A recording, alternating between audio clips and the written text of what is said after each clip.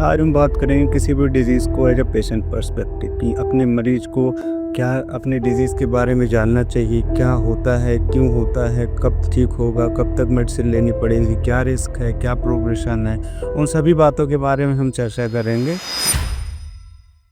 मैं हूँ doctor Vipin Singh, gastroenterologist associate consultant in मेडसार।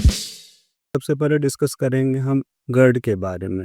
मुझे क्यों हुआ, कुछ कॉमन बेसिक्स चीज़ें हैं जो नॉर्मल पर्सपेक्टिव में होती हैं लोगों को। First thing if you ask me, तो कुछ लोगों को ओबेसिटी कॉमन है, स्मोकिंग, अल्कोहल, एक्सेसिव कॉफ़ी, रात रात में रात भर जग रहे हैं, खाने पीने का थोड़ा सा लाइफ स्टाइल थोड़ा सा गड़बड़ है, पर रात में जग रहे हैं, कॉफ़ी कई सारी हो जा रही हैं, सोने का टाइम पैटर्न नहीं सही है, एक्सेसिव चॉकलेट, स्मोकिंग, या नॉर्मल भी है फिजियोलॉजिकल आप सोचो तो प्रेगनेंसी में सेल्फ प्रेसिपिटेट गर्ड, और कुछ अगर एनाटॉमिकल डिफेक्ट हैं जिसमें आपकी कोई गलती नहीं, obviously that is called हाइटल hernia, उसमें भी गर्ड के सिम्टम्स आते हैं।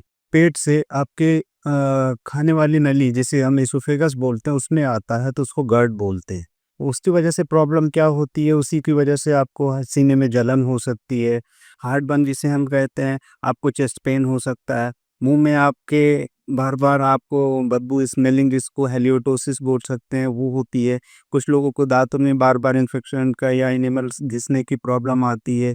गले में जलन, कच्ची डकार आना, सीने में जलन होती है।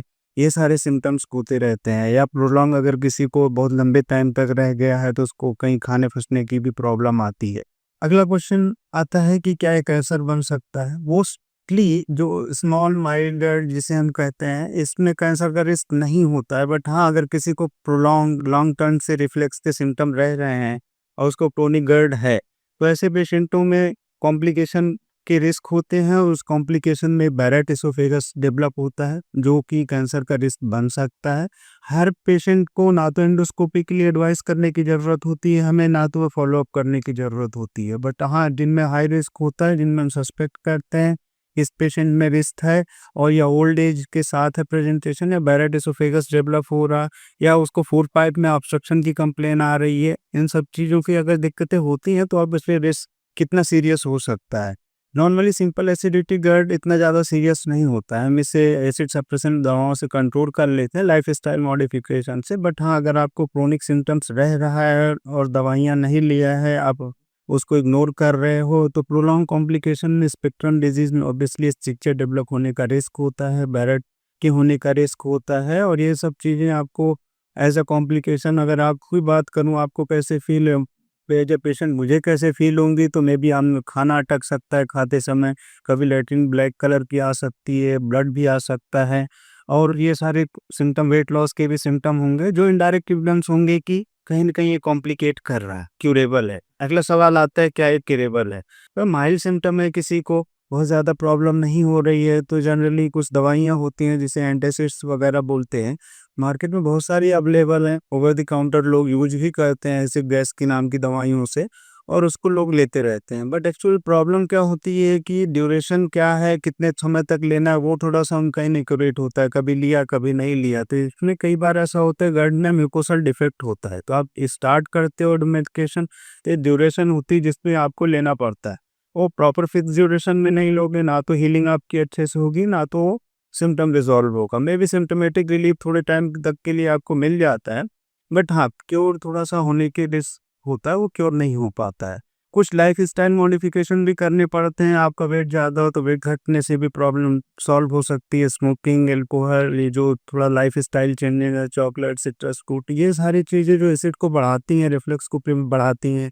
इसमें आपके जो नीचे के फूड पाइप के नीचे जो आपके छल्ले होते हैं, जो टाइट करके रखते हैं, वो भी ढीले हो जाते हैं, जिसकी वजह से एसिड ऊपर आता है, एक्सेसिव एसिड बनता है। तो बेसिकली ट्रीटमेंट का टारगेट ये होता है हमारा कि हम एसिड कितना ज़्यादा सप्रेस कर सकें, फिजियोलॉजिकल कॉज़ में। तो अगर इनिशियल है तो ऑब्वियसली ठीक हो जाता है इन सब चीज़ों को मेज़रमेंट करके।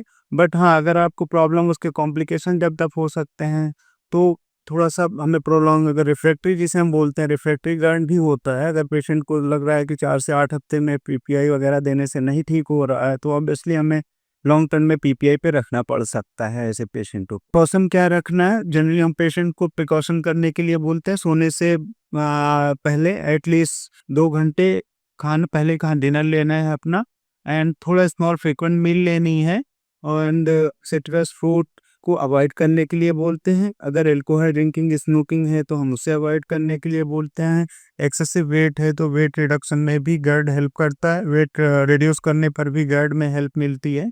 And next is most important is if there is smoking so please avoid that, and continue your medication as prescribe by your doctor. Diet में क्या अवॉइड करें, तो जनरल दिल्ली यूपी अगर डिस्कस करेंगे आप तो रात लेट नाइट डिनर, छोले कचौड़ी, तेल मसाला जो चीज़ें होती है, fried items, excessive cold drinks, soft drinks, ये सब चीज़, smoking, late night dinner, sleeping habit, थोड़ा सा लेट नाइट स्लीप होता है, तो इन सब चीज़ों को थोड़ा सा अवॉइड करेंगे तो वो आपके लिए बेनिफिशियल होगी। क्या खा सकते हैं, दाल चावल, कर्ड, पनीर, मॉडरेट अमाउंट में एग भी खा सकते हैं। कुछ पेशेंट्स बोलते हैं कि उनको एग से एलर्जी है, तो ऑब्वियसली हर पेशेंट का अपना अपना फूड ट्रिगर होता है, तो आप अपने फूड ट्रिगर को आइडेंटिफाई कीजिए, जो आपको लगता है अवॉइड कीजिए। आपको लगता है उस किसी चीज़ को टॉलरेट कर सकते हैं तो वो टॉलरेट आप ले सकते हैं। अदरवाइज कुछ सिंपल चीज़ें हैं अदर जो मैंने पहले भी आपसे डिस्कस किया, वो तो अवॉइड करना।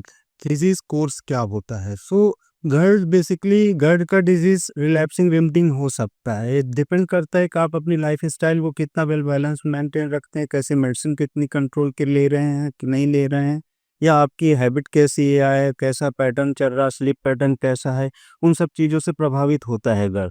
टेस्ट कब करनी चाहिए, जनरली इनिशियल स्टार्टअप में अगर कोई अलार्म फीचर नहीं है तो we generally don't say about any test, कोई ज़रूरत नहीं होती एंडोस्कोपी और मैनोमेट्री की। हाँ, बट अगर किसी को रिकरेंट सिम्टम्स आ रहे हैं, रिफ्रैक्टरी लग रहा है या कॉम्प्लिकेशन सस्पेक्ट कर रहे हैं, ओल्ड एज है, तो उन ऐसे रेड फ्लैग साइंस आ रहे हैं तो जनरली आस्क हिम कि आप एटलीस्ट एंडोस्कोपी कर लीजिए, और कुछ रिफ्रैक्टरी केसेस में हमें मैनोमेट्री की भी ज़रूरत पड़ जाती है। तो इमरजेंसी वार्निंग साइन क्या होते हैं, इमरजेंसी वार्निंग साइन ये है कि अगर आपको खाने में बहुत ज़्यादा तकलीफ हो रही, खाना फूड पाइप में अटक रहा है, एनीमिया हो रहा है, ब्लड लॉस है, वेट लॉस है, आपको ऐसा लगता है कि काली लैट्रिन आ रही है, that is black stool, obviously severe chest pain हो रहा है, तो अवॉइड ना करें। ये वार्निंग साइन होते हैं। समटाइम हार्ट के भी सिम्टम्स हो सकते हैं, तो हमें हार्ट को भी रूल आउट करना ज़रूरी होता है इस समय, सो हमें इस चीज़ का ध्यान रखना चाहिए।